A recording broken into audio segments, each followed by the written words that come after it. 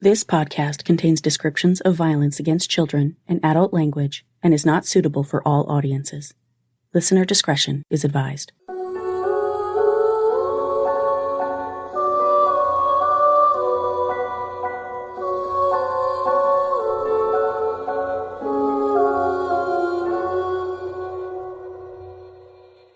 Hi, everyone, and welcome to Suffer the Little Children, the podcast giving voices back to the victims of child abuse murder and their families. I'm your host, Lane, and this is episode 189, Raylee Browning, Retold, Part 2. Last week, I started telling you the story of 8-year-old Raylee Browning, who died in the home of her father, his girlfriend, and the woman's sister after years of unthinkable abuse.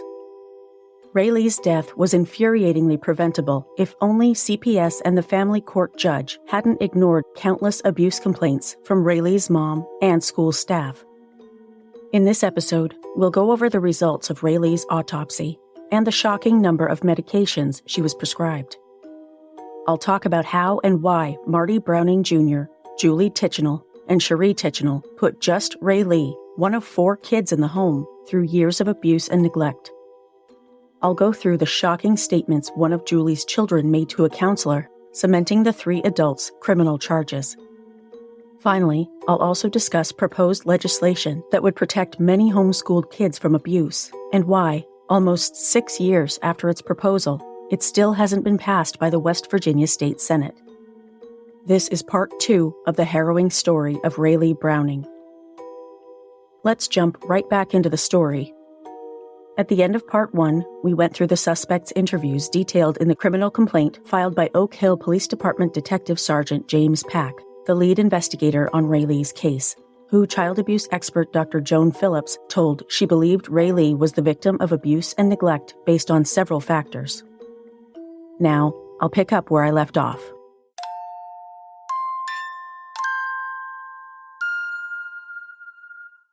West Virginia Deputy Chief Medical Examiner Dr. C. Metin Savashman conducted an autopsy on 8-year-old Raylee Jolynn Browning's body at 9:15 a.m. the day after her death. The doctor noted the injuries I mentioned in the last episode, writing in the report, multiple irregularly bordered, diffusely distributed ecchymosis, or flat purple bruises, of variable size, ranging 1/4 inch to 3 inches, are on the head, torso, and extremities. Some of those lesions have superficial hemorrhage and scab formation and easily slough with manipulation. Some others have intact epidermis with blue-purple discoloration consistent with blood leakage from superficial vessels. The doctor noted that the anus exhibited disorganized glands, increased fibrosis consistent with scar formation. There is no evidence of inflammation or acute or recent trauma.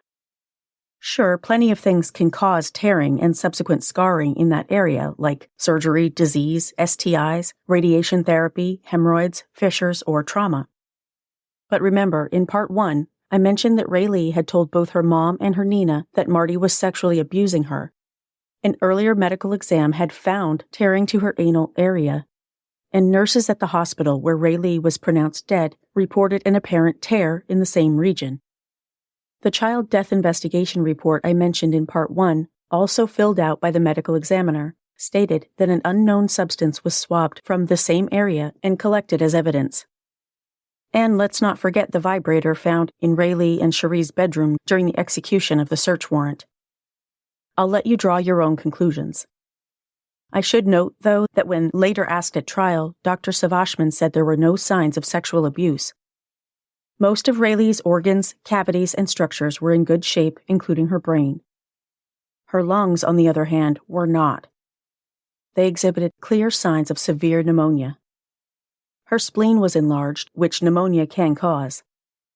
Pneumonia is a category of lung infections, and bronchopneumonia, also known as bronchial pneumonia, is a subtype of pneumonia. It causes acute inflammation of the lungs, particularly the bronchi, which are the passages in the respiratory system that conduct air into the lungs.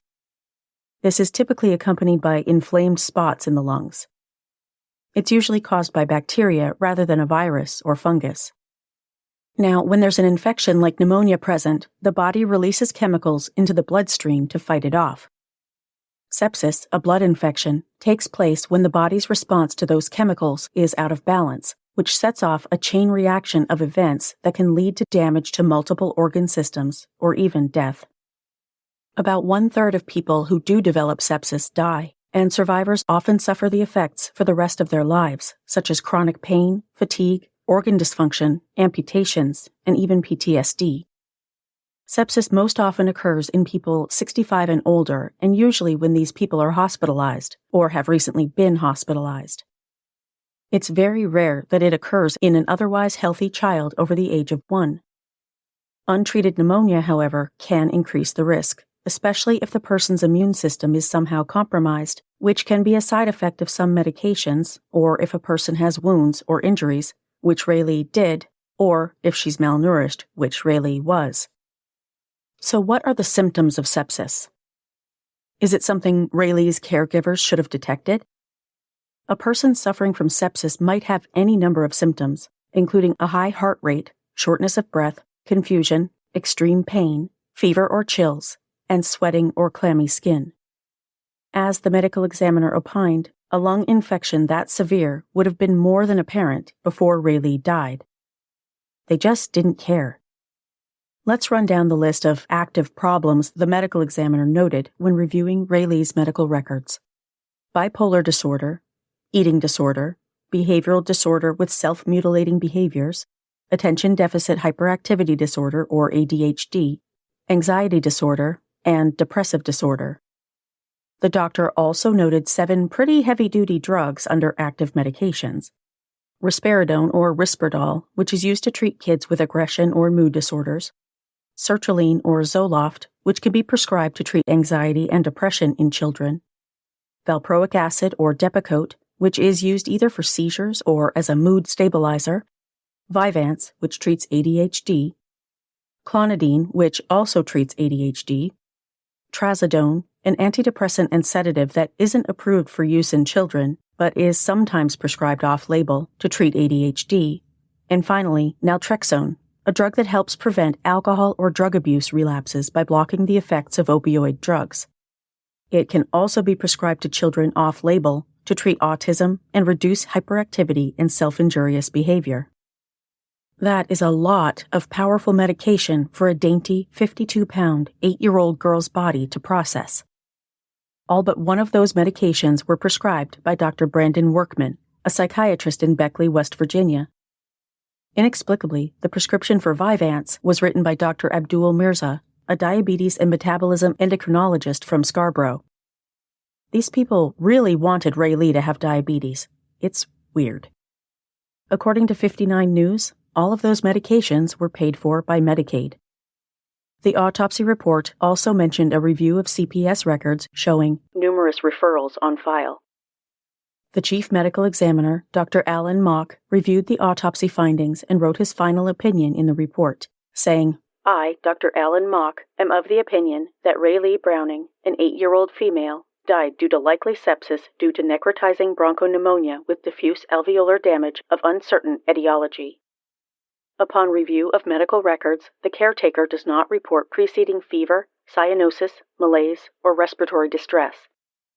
The history is additionally concerning for multiple poorly explained extremity injuries, persistent claims of binge eating in the setting of poor growth, hyperattention to blood glucose concentrations, inconsistent reports of inappropriate behavior being treated aggressively with antipsychotic medications, improper follow-up for sexual abuse allegations, and extensive involvement by Child Protective Services. It is my opinion that pulmonary disease this extensive would not have developed suddenly and would be expected to manifest symptoms readily observable to a lay person. The remaining potentially contributory findings referenced above warrant further investigation." The medical examiner's office ruled Raylee's manner of death as undetermined, with the probable septic infection from untreated pneumonia as the cause. I also mentioned in Part 1 that Julie, Marty's girlfriend, was weirdly insistent on calling herself Raylee's mother. Let's talk about that for a moment. Julie seemed entirely unwilling to admit that Raylee had a mother who wanted everything to do with her, not an absent parent who couldn't be bothered. Julie couldn't let other people know that, however, because it would take away from her martyr facade. So for her purposes, she was the only mother Raylee had. She and Marty created a GoFundMe after Raylee's death, supposedly to pay for the funeral, although according to Janice, not a penny of the $910 they raised went toward Raylee's service or her burial. They did, however, get married and travel to Florida after the funeral. Julie also posted her PayPal link on Facebook soliciting money to pay for Raylee's funeral. She wrote, "The cost for Raylee's services is $4,200 without including a tombstone at this time. We have already had $540 donated, so our current need is $3,660. This is for a simple service including casket and vault." Julie and Marty were convinced they would have control over the funeral home that took care of Raylee's services and where she was buried. I'm so glad to report that they did not, but I'll let Janice tell you that story herself in Part 4. Less than a week after Raylee's death, Julie posted, "My daughter, Raylee, passed away the day after Christmas. She was only 8 years old. This was very unexpected. She was not sick, but with a head cold, said she was tired a lot for a few days." Let me just quote the medical examiner again. "Pulmonary disease this extensive would not have developed suddenly and would be expected to manifest symptoms readily observable to a layperson." In other words, any moron would have been able to tell that Raylee was gravely ill. Julie lamented on Facebook in early January 2019, "The news we were given today shattered my heart even more. The prosecuting attorney has not signed off to release Raylee to the funeral home. It has been 10 days since she passed. He has had 10 days to investigate, but we are told due to the holidays he has not finished. Again, we did not take a vacation for the holidays, so this seems so unfair. We no longer have the option of an open casket. I can't believe this even as I'm writing it. We haven't seen her since she passed. She won't possibly be released until Monday now, 13 days at least since she passed until he may or may not declare that he is done with his investigation and release her to be buried. Life is just too cruel. Whatever I am supposed to be learning from this, I'm not sure." Do you hear that in the distance? Is that the world's smallest violin? Poor Julie, unable to take a vacation over the holidays when her so-called daughter had died the day after Christmas. Oh, and by the way, the part about not having an open casket was a flat-out lie that Julie most likely concocted because she didn't want anyone seeing the many injuries Raylee had suffered. She also posted a graphic on Facebook that included her picture and Raylee's, framed by hearts, under which was printed, "The love between mother and child transcends heaven and earth." As I mentioned in Part 1, Julie frequented the beauty pageant circuit. She was crowned the 2019 Mrs. West Virginia America Spectacular, after which she posted on Facebook that her win was in memory of "my beautiful angel Raylee, and in honor of my 3 beautiful children.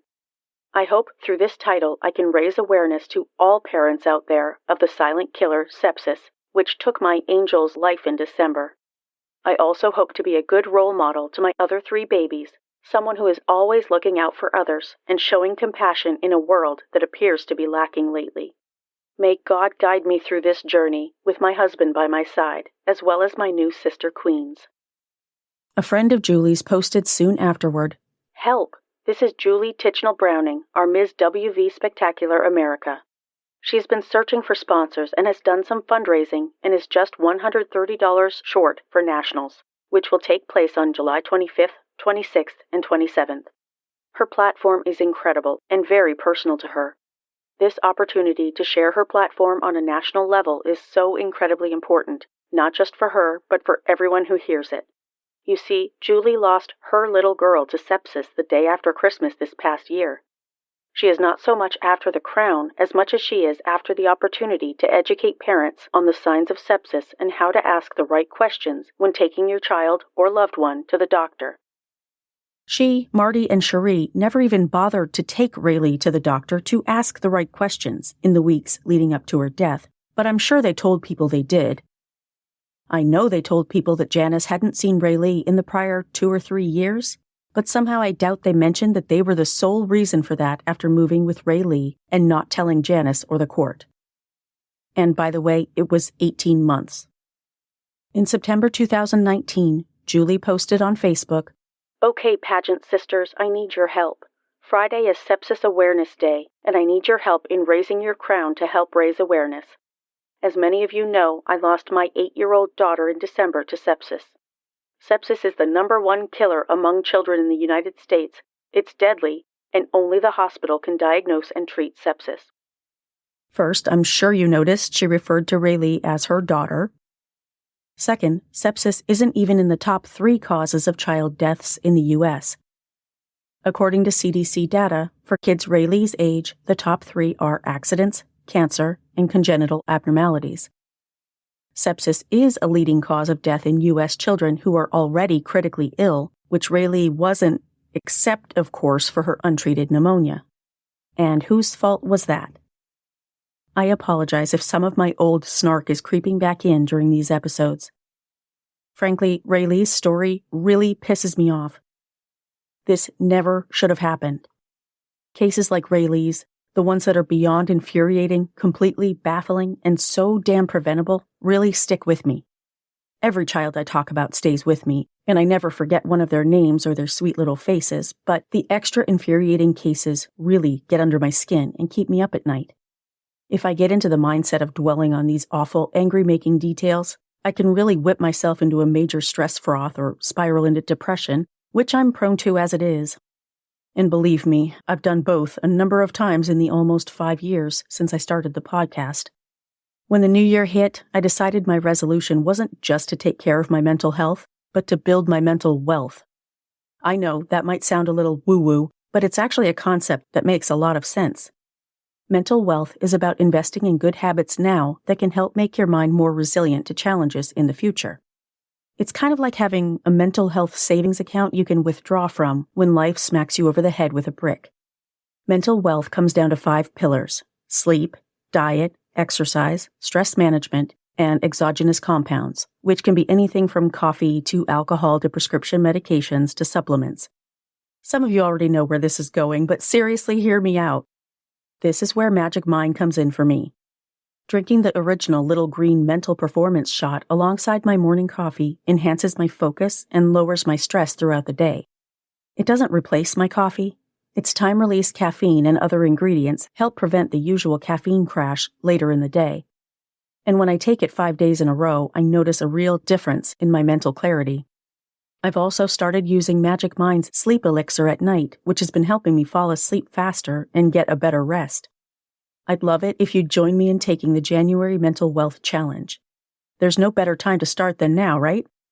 Make 2025 the year you build your mental resilience. Right now, Magic Mind has a special offer for the first time on the 24 Hours Pack, which includes the focus and sleep shots in a bundle that you can get for 45% off with my special link. magicmind.com/LAINEJAN. No discount code necessary. I'll include my link in the show notes. Let me know how you're planning to invest in your mental wealth this year. Now I'll get back to Raylee's story. Raylee's funeral was held at Tyree Funeral Home on Saturday, January 12, 2019. Janice fixed her sunshine's hair herself, taking the opportunity to hold Raylee for the last time, while the funeral director stood by for support. While she was fixing Raylee's hair with one little side braid the way Raylee loved it, Janice felt a knot on her baby's temple that wasn't even mentioned in the autopsy report. It just drives home the point that this little girl suffered so much, and for what? Julie and Sherie Titchenell were fortunately not permitted to attend the funeral service, but Marty Browning Jr. was. He remained seated in the front row and, surprisingly, behaved himself. That could have something to do with the fact that the funeral home teamed with police officers, both undercover and in uniform, who provided security during the ceremony. Police cars parked outside, their lights flashing. At the end of the service, everyone filed out of the funeral home, but Janice was asked to stay. Her heart was pounding when the funeral directors closed Raylee's casket and all the doors in the room. Then they opened a door at the back to admit 2 people, a blonde woman Janice didn't know, and a little girl, Julie Titchenell's daughter. The pair walked to the front of the room where Janice was standing, and the girl laid her little hand on the 4-foot-long metallic silver casket, which was lined with pink silk. Then she turned to Janice and handed her a bouquet of flowers. With tears flowing from her eyes, Janice sank to her knees. The little girl asked, "You're Raylee's mommy?" Janice nodded and quietly told her, "Yes, I'm Raylee's mommy." The little girl told Janice, "Raylee loves you." She then wrapped her arms around Janice's neck in a hug and said, "I'm sorry you're sad. I am too. Raylee's my best friend." The girl began walking toward the door, but she looked back at the casket first and said, "Bye, Raylee. I love you." The funeral director then escorted Janice out of the room to speak with some mourners who had just arrived. Janice didn't find out until very recently that after she left the room, CPS escorted Julie and Sherie Titchenell in to say goodbye to the little girl they helped to kill. Raylee was laid to rest in Janice's family cemetery, Lee Webb Cemetery in Dothan, West Virginia. She was buried wearing her Rapunzel dress. I'll take a quick break to hear from my sponsors.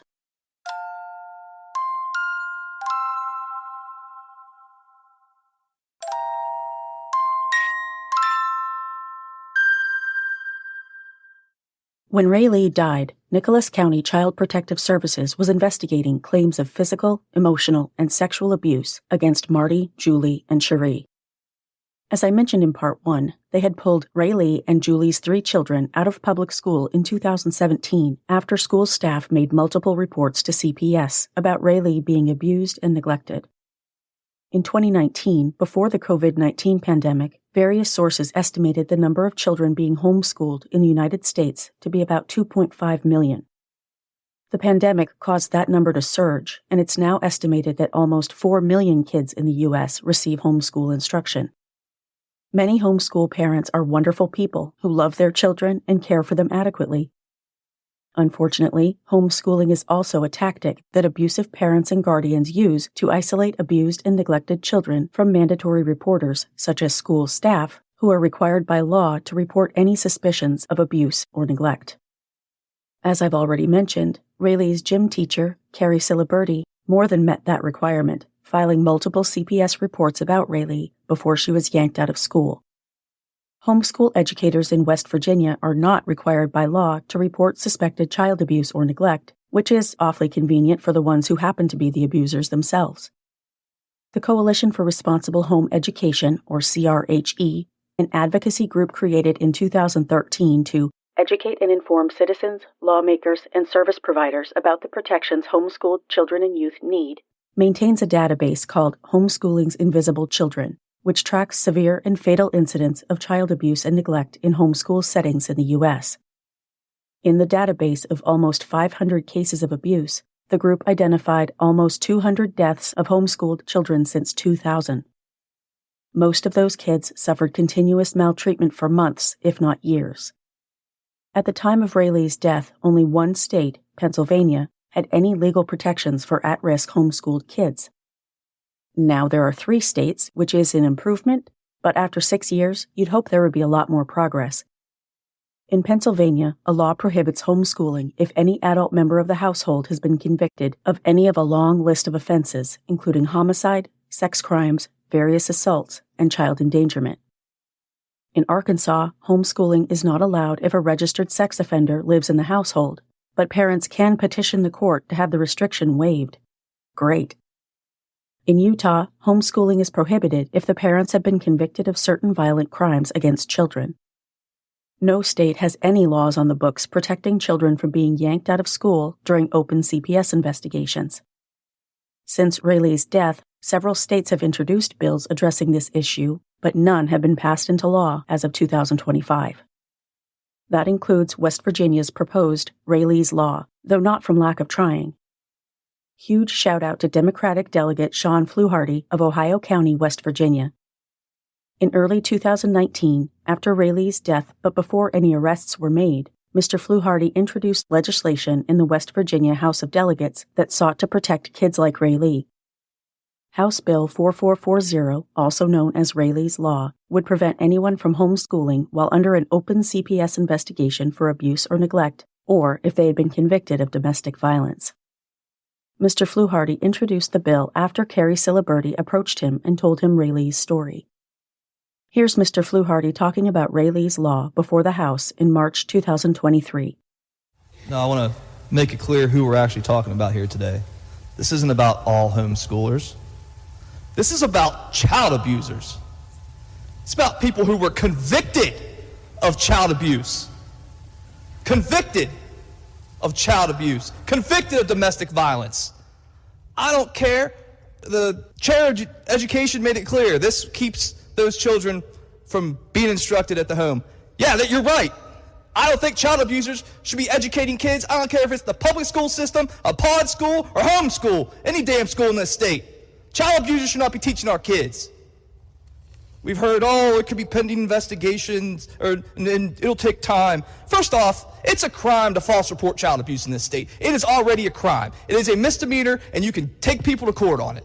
We don't have people going around filing false CPS reports all willy-nilly. Just stop with that nonsense.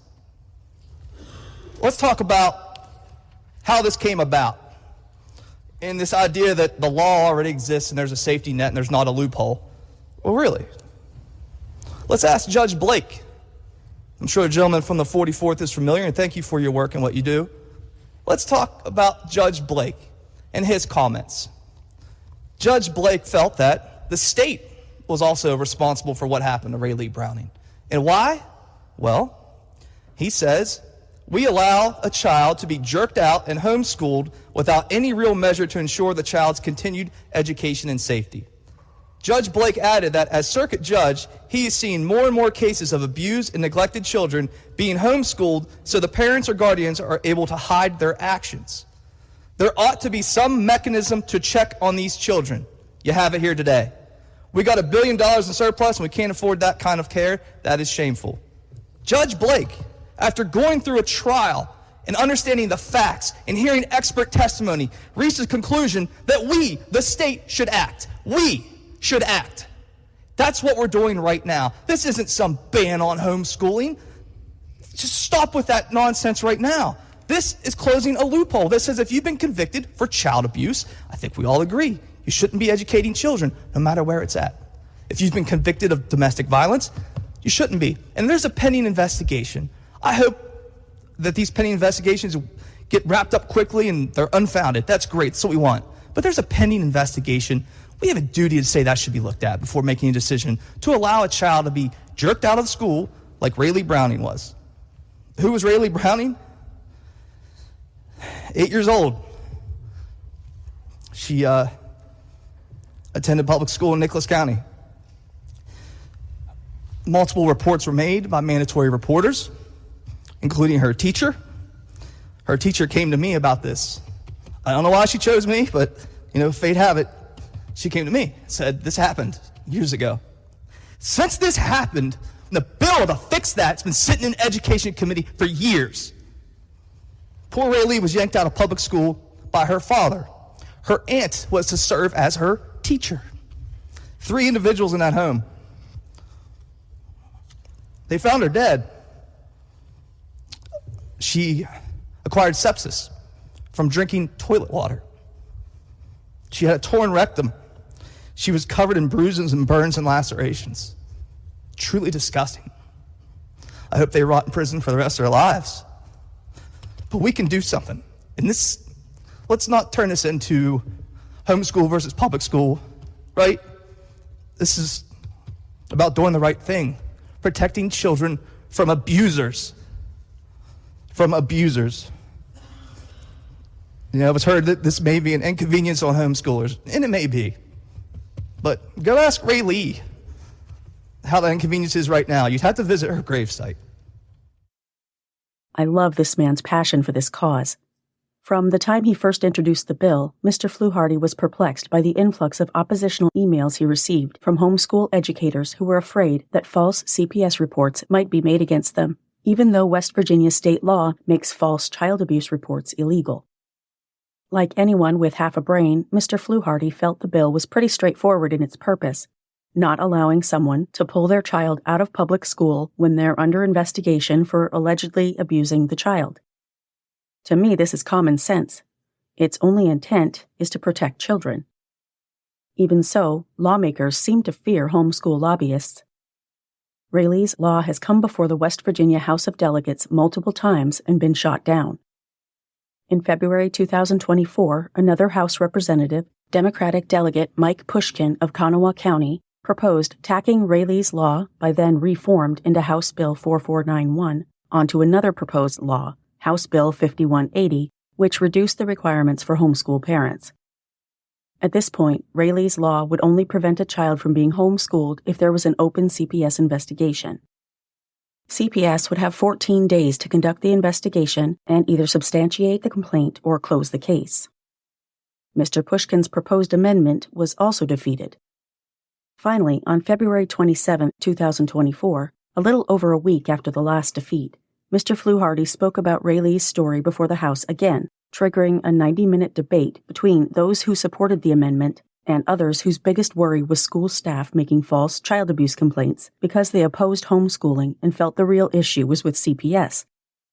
Republican delegate Diane Winsenreed of Ohio County summed it up pretty succinctly when she said, "If 14 days is what we have to do to keep these kids safe, then I would be willing to take that risk."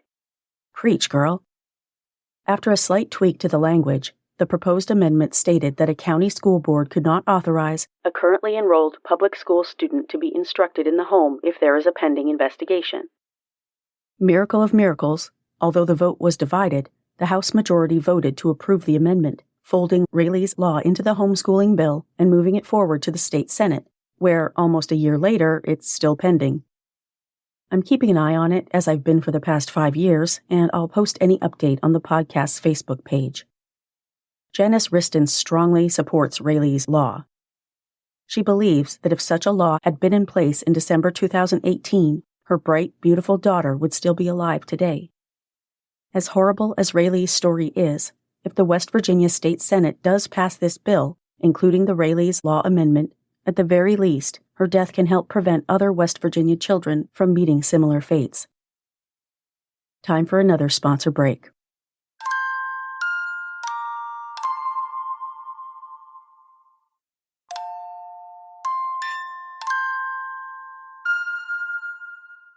Here's a curious little factoid. After Raylee's death, Janice requested transcripts from the Fayette County Family Court of their many previous hearings. She wanted proof that she told Judge Matthew Dean England over and over and over that Marty would kill Raylee. At that point, she was informed that there was a gag order on everyone involved in Raylee's death case, and beyond that, there were no transcripts of her hearings. They had already been destroyed. As far as I could find, the only court transcripts that aren't retained for a minimum of 10 years are recordings of court hearings that are not forwarded to the circuit clerk. Even then, the records can only be destroyed if the powers that be determine they have no further value. Interesting. During the year following Raylee's death, her father, Marty Browning Jr., posted several articles and informational graphics about sepsis on his Facebook page, trying to make it appear that he just had no idea his little girl was so sick, and therefore could in no way be held responsible for her death. During her 2019 beauty pageants, his new wife, Sherie Titchenell Browning, made a big show of telling everyone on Facebook and elsewhere that she was trying to raise awareness of the dangers of childhood sepsis, the silent killer. They may have fooled some, but they didn't fool investigators.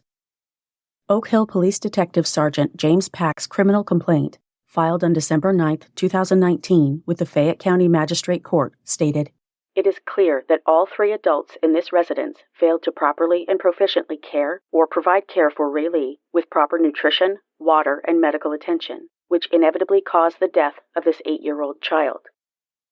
After a nearly year-long investigation, at long last, on Monday, December 9, 2019, Sherie Titchenell was arrested by the Fayetteville Police Department on charges of death of a child by a parent, guardian, or custodian, and child neglect resulting in death. Marty and Julie Browning turned themselves in at the Oak Hill Police Department and were each arraigned on the same charges. Bond was set at $100,000 for each. Julie and Sherie both posted bond and walked out of jail on December 14th. Marty posted bond on December 26th and was released. All 3 of them were just allowed to walk free amongst the non-child murderers in the community until their trial in 2022. Julie Browning had been crowned the 2019 Ms. Oakleaf Festival Queen, a title she also won the previous year. After her arrest, Julie was officially stripped of her title. I bet that stung. According to Sergeant Pack's criminal complaint, all 3 adults in the Browning Titchenell home singled out Raylee for abuse. There are many reasons for one child to be chosen as the family's scapegoat, which is referred to as targeted child abuse.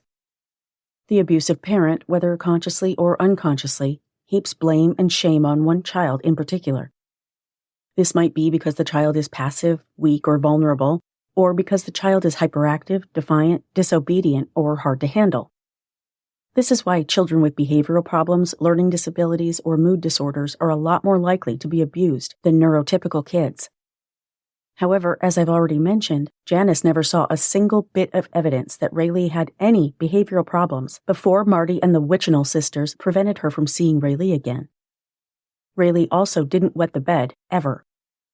A sudden manifestation of behavioral issues and bedwetting can be a strong indicator that physical or sexual abuse is going on. One American study found that a child with a disability is almost twice as likely to be abused as a child without disabilities. Other studies show that, in general, people with disabilities are up to 5 times more likely to be abused in their lifetimes.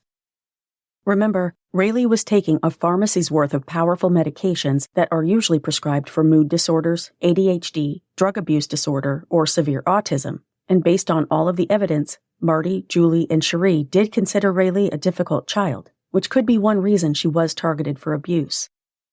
More likely, I think any problem behaviors Raylee may have exhibited only developed as a result of the trauma they caused.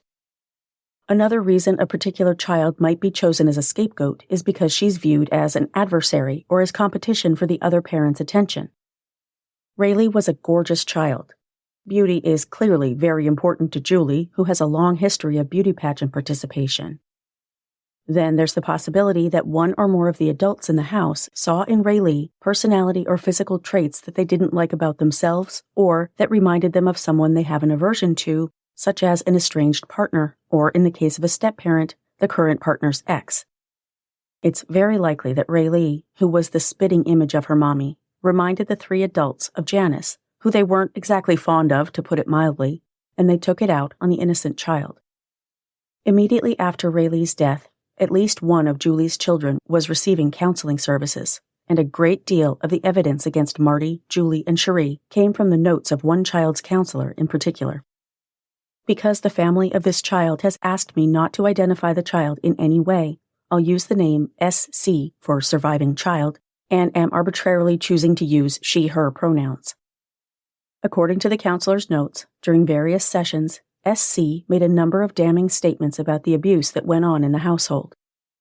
If you're not already outraged by this case, hang in there. You will be.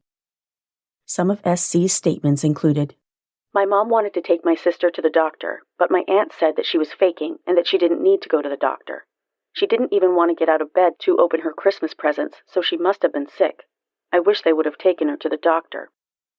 I really need to tell you some things that I have been lying about. Some things happened at my house, and I need to talk to you about it. Raylee had a bacterial infection and pneumonia, which killed her. I think I know where the bacterial infection came from. My mom and stepdad grounded her for 3 days once, and her grounding was that she wasn't allowed to drink anything. I caught her drinking from the toilet a few times, and I feel that she got that infection from that water. I told her the water was dirty, but I guess she was just so thirsty. Raylee would always go to school and ask for extra food because Mom and Dad and my aunt wouldn't let her have any food. They would ask me if she ate, and I was made to tell on her. CPS would come to the school and talk to us, but they all told us not to tell them anything. Then when they found out that CPS talked to us, then we would have to leave school and do school from home. I taught myself, and Mom and Dad didn't do anything with my siblings, so they are really behind. One day my Mom and Dad had been at work all day, and my aunt kept us. She wouldn't give Raylee any food that day, and when Mom and Dad came home, they asked if Raylee ate, and my aunt said, "Yeah, she's ate 5 times today." This was a lie, but I didn't tell anyone. I wish I would have told them that she hadn't ate. SC told the counselor that Aunt Sherie had lived with the family since SC was born, and described Sherie as the boss of the house. SC also mentioned that she was happy that in foster care, she was able to do things she couldn't at home, like go to school and participate in extracurricular activities. Because of Raylee, we didn't get to do much. If we were going to go swimming, but my mom couldn't go because of Raylee's behavior, my aunt would cancel swimming for everyone and would say we couldn't go because she didn't want to give Raylee that kind of attention. SC said that Raylee used to be allowed to sleep on a mattress and wear clothes to sleep, but the adults got tired of her stuff smelling like urine, so they forced her to sleep on the floor with no pillows or blankets and wear only a diaper. When the therapist asked whose idea it was to punish Raylee like this, SC said, My aunt's mostly. Mom would say, just let her sleep on the bed sometimes, but my aunt wouldn't let her. Sherie would hit her sometimes, SC said, usually on the arm and usually just with Cherie's hand. However, they would hit Raylee with things, but not the rest of us. Raylee was hit with a piece of wood, a stick, a spoon, a spatula, and one time my aunt poured a milkshake over her head while we were at a friend's house.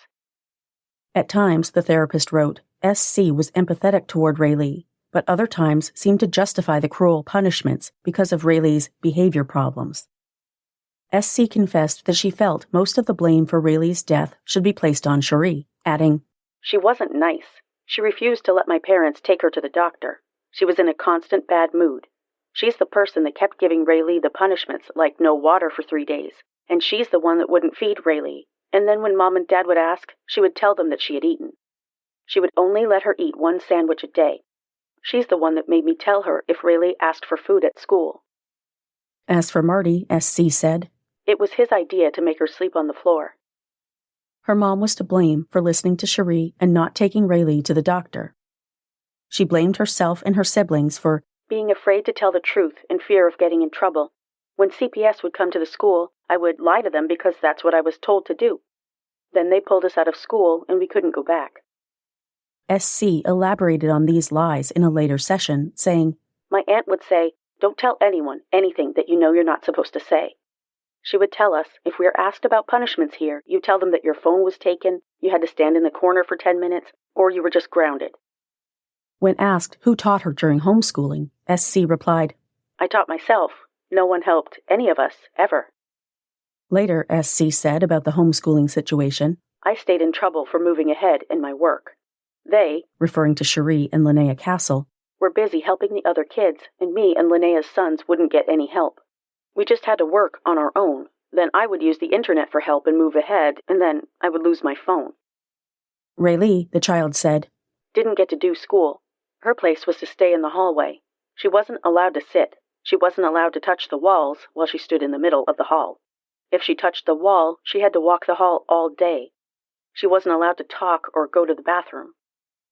At another session, SC described a time about a year before Raylee's death when Raylee and I were pulled out of school, but the other kids got to go back. My aunt told me that we can't go back to school because she couldn't come up with any more lies to tell CPS when they will ask us questions about things at home. You can't keep telling the same stories over and over to cover up stuff. On Christmas, the day before Raylee's death, SC said, Raylee was in bed. She had a mattress that they would let her nap on or lay on during the day, but she wasn't allowed to sleep on it. SC had gotten Raylee a couple of Christmas gifts that year, and so had Mom and Dad, but her aunt didn't. SC also tearfully volunteered. One time we went upstairs, and there were all of Raylee's toys from when she was 2 and 5 years old. They were taken from her for being bad, and never will give them back to her. Another topic the therapist got SC to talk about was punishments in the home. Raylee was punished badly because she had a different mom. My punishments were never the same as the other kids. They never got in trouble. If I talked to Raylee, I would lose my phone for months. At home, we weren't allowed to talk to Raylee, but when we were out and I knew that I wouldn't get in trouble, I would talk to her and just face my consequences when I got home. I would get in trouble and put in time out for around an hour, but nothing like Raylee. She would have to walk the halls until dark. When we would ride in the car, I wanted to talk to Raylee, but they knew that, so they would put me in the front seat and put Raylee in the very back so that no one would talk to her.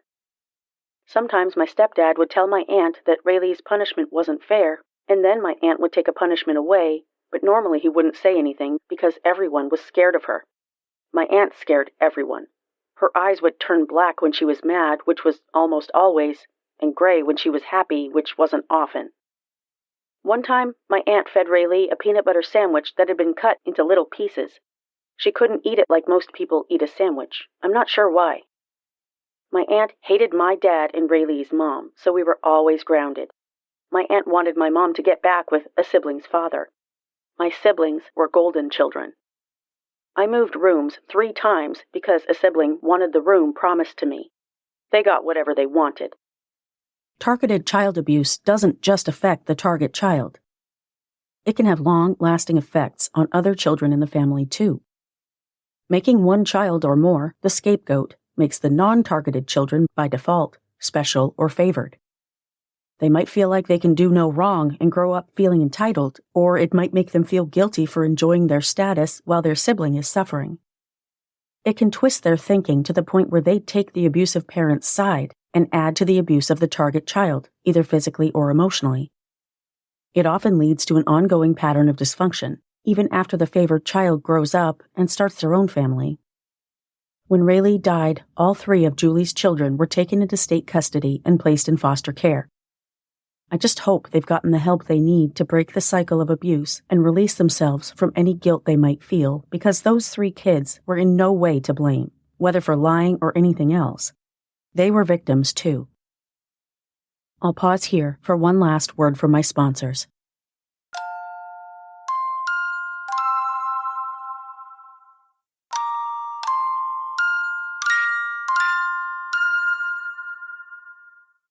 The charges relating to Raylee's death weren't Julie's first rodeo with the court system.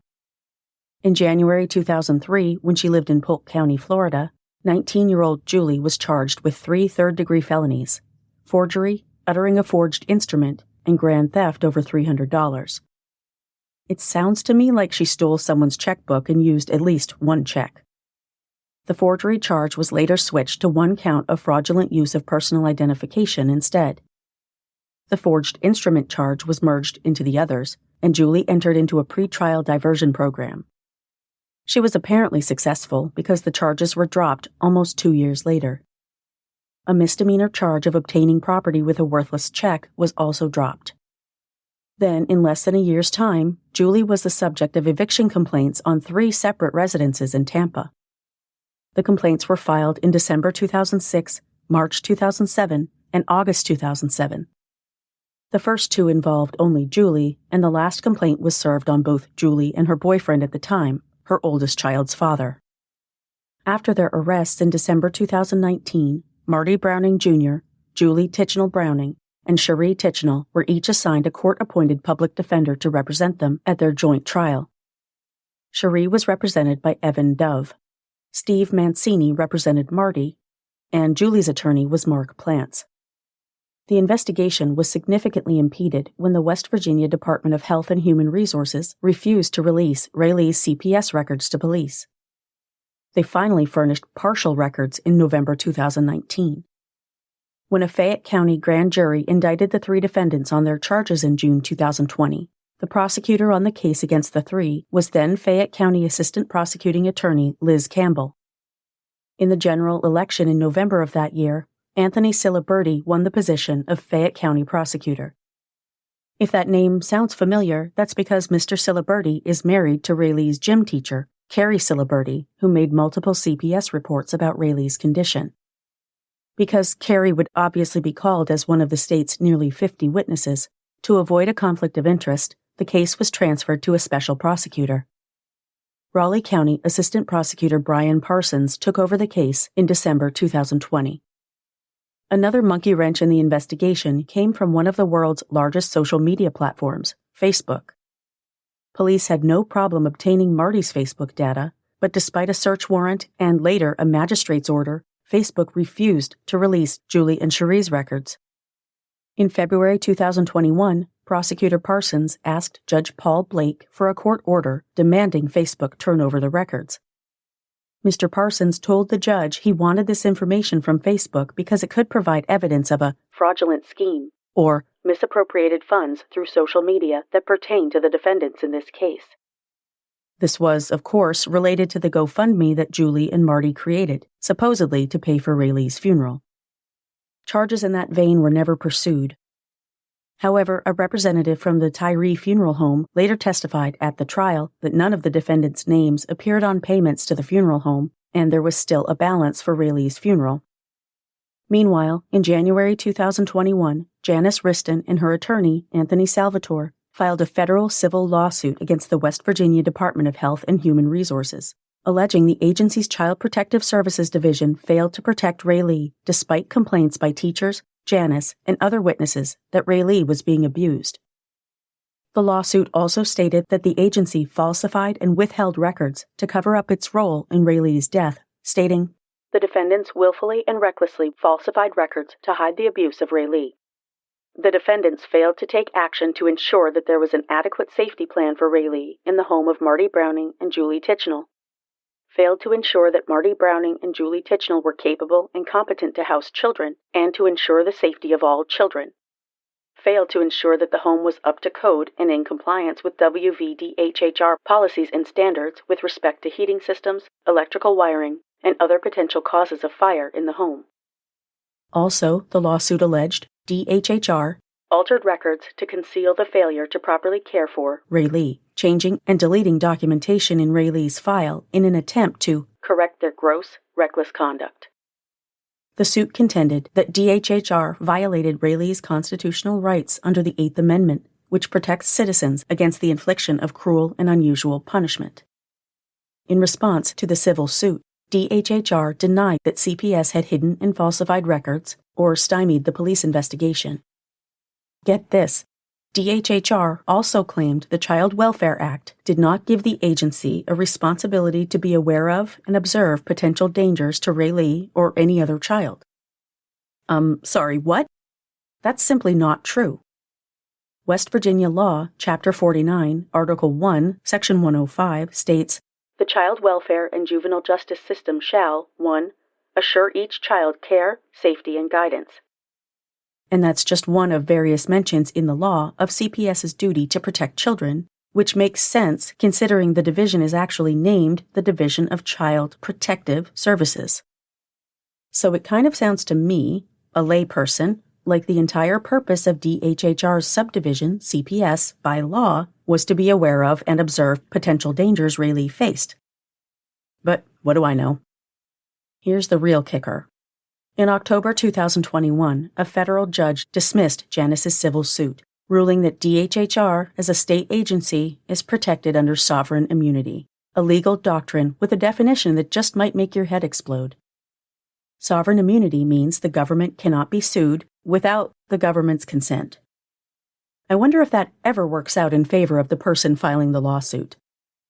The federal judge in question, United States District Court for the Southern District of West Virginia Chief Judge Thomas Johnston, dismissed the lawsuit with prejudice, which means that Janice can't sue the entire DHHR agency again for Raylee's death, but she may in the future be able to sue Joe Sorrent, a CPS supervisor who was also named in the original suit.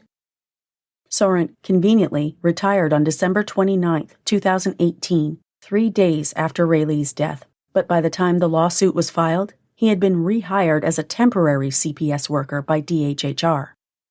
In fact, in 2021, he appeared in court for another case on behalf of DHHR as a CPS supervisor, so that temporary doesn't hold a lot of water. According to his LinkedIn profile, which may or may not be current, Mr. Sorrent has been a CPS supervisor for 27.5 years.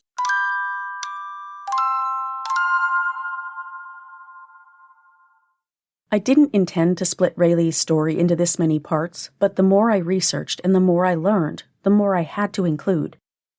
You know I don't skimp on the details, and every detail is just as necessary as it is heartbreaking and infuriating. There will be 2 more parts. In episode 190, I'll tell you the rest of Raylee's story, including the explosive trial testimony, and in episode 191, we'll wrap up with my conversation with Janice Riston, Raylee's mom, who's been through hell and back over the past 6 years and somehow lived to tell it.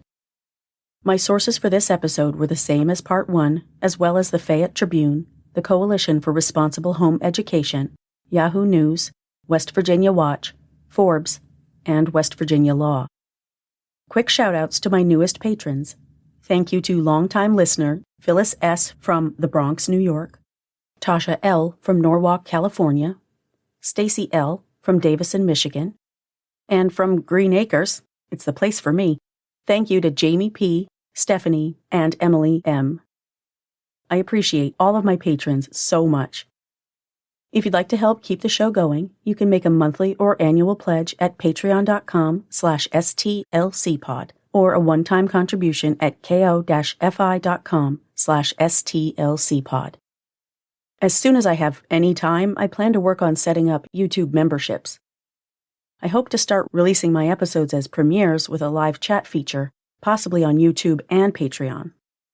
And I'm also working to get my merch shop back up for anyone interested. I'll keep you posted on those developments. You can also support me by supporting my sponsors. Don't forget to check out the Magic Mind 24-hour bundle with both the original Magic Mind mental performance shot and the sleep elixir by visiting my link, which I'll include in the show notes. That's magicmind.com/LAINEJAN.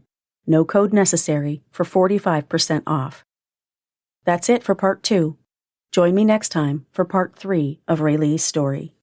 If you like the show, please follow or subscribe to Suffer the Little Children on Apple Podcasts, Google Podcasts, YouTube, Spotify, Spreaker, Pandora, iHeartRadio, Stitcher, or your favorite podcast listening app. And please leave me a 5-star rating and a positive review on your favorite podcast platform. Visit the website at sufferthelittlechildrenpod.com. You can support the show by visiting patreon.com/stlcpod, where you can become a patron for rewards ranging from a shout-out by name on the show to exclusive gifts. You can also support the show at ko-fi.com/stlcpod. Follow the podcast on Facebook and Instagram at Suffer the Little Children Pod and on TikTok at stlcpod. View photos related to today's episode on Facebook. This podcast is researched, written, hosted, edited, and produced by Lane. Intro theme music is by Dream Note Music, and all music for the show is licensed from audiojungle.net.